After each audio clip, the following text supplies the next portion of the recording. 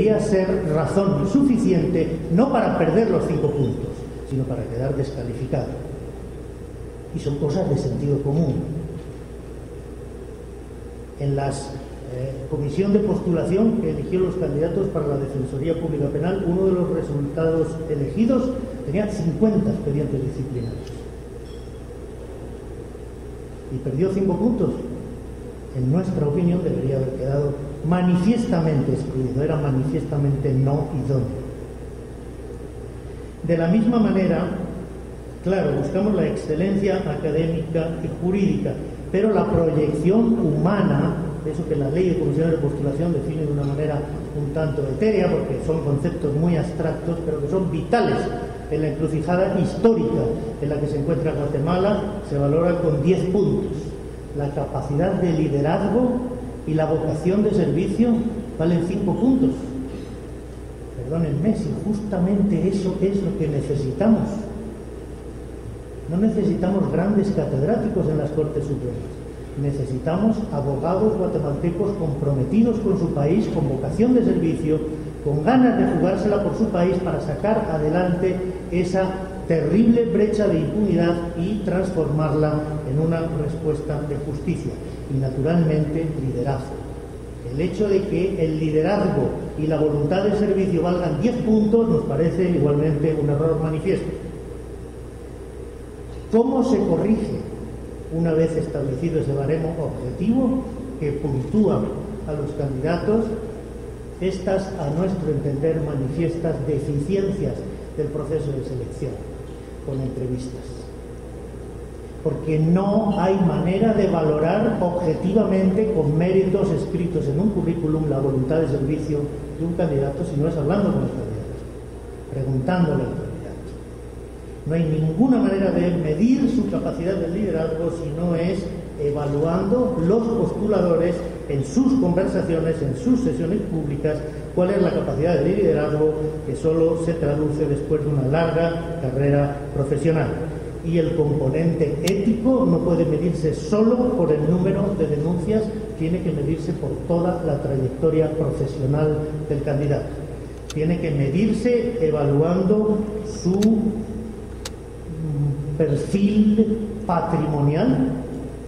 Hay que preguntarle a los candidatos para cerciorarse de si su nivel de vida se corresponde con su nivel de ingresos.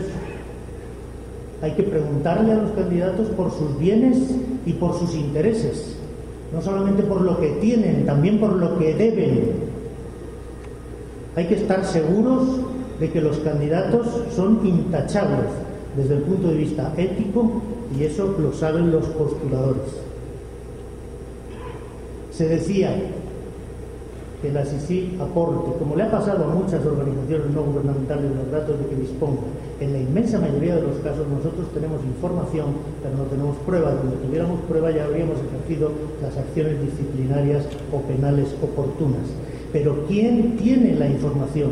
La tienen los postuladores, porque ellos son abogados de 20 y de 30 años de carrera y conocen perfectamente a sus compañeros, porque ellos son magistrados y conocen al del juzgado de allá. Lo conocen desde hace 20 o 30 años, porque ellos son profesores universitarios, son decanos o son rectores y saben cuál es el nivel profesional de calidad, de excelencia que se requiere, nada menos que para ser magistrado de la Corte Suprema. Yo reitero mucho el ejemplo de aquella candidata que el presidente Bush propuso para la Corte Suprema de los Estados Unidos, que era excelente, que era intachable, pero que no tenía el nivel profesional requerido y que los propios congresistas republicanos rechazaron. Eso necesitamos. Necesitamos unas comisiones de postulación comprometidas que hagan la tarea.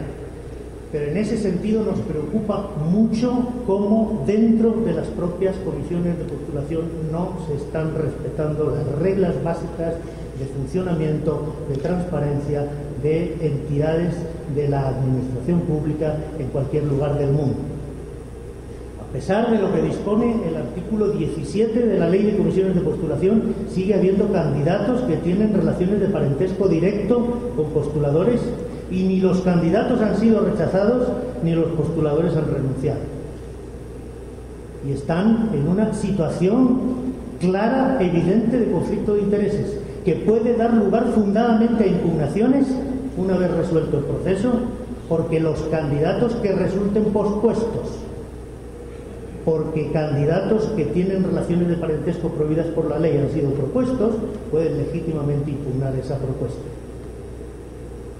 Y de la misma manera, y aunque la ley no lo mencione expresamente, hay una endogamia de las firmas de abogados que resulta inaceptable.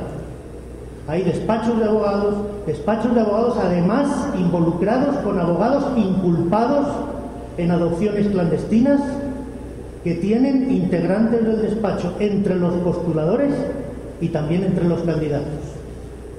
Es inaceptable, es trampa, no se vale. ¿Se van los candidatos o se van los postuladores? Y estamos a tiempo, porque no han empezado a votar. Y de la misma manera que hay que excluir a todos aquellos que tengan esa relación familiar o esa relación de endogamia profesional, hay que excluir, discúlpenme, a todos aquellos abogados que, habiendo tenido una excelente trayectoria profesional, son abogados de narcotraficantes y pueden seguir siéndolo porque los narcotraficantes tienen derecho a ser defendidos, pero no son idóneos para la Corte Suprema.